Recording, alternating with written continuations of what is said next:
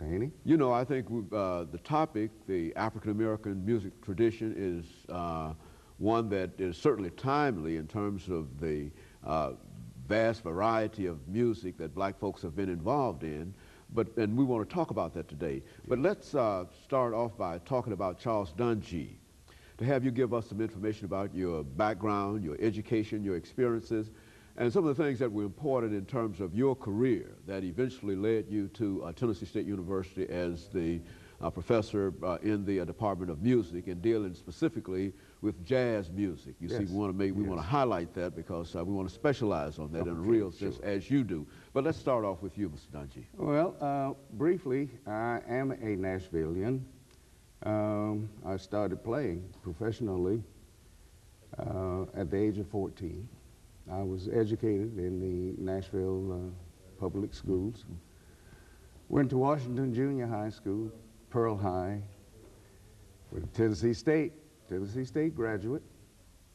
I was influenced by musicians and educators in the community that were professionals at what they did, but saw something in me that they thought they could develop, which I am glad for. I was given the opportunity at the age of 14 to play with a professional band, Mr. Pullen, Donahue Pullen, who was a great contributor to the Nashville community in the area of music and education. He brought music to the parks, the public parks, Hadley Park in particular. Started that as being a yearly function. He also was instrumental in the early Tennessee State Collegiate organization. I was offered a voice scholarship to Fisk University by Mr. Work. Dr. Work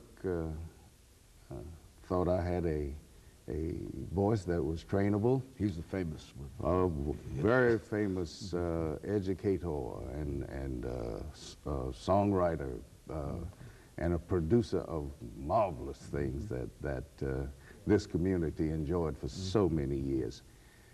I turned Dr. Work down, his offer, because I wanted to come to Tennessee State and study the bass.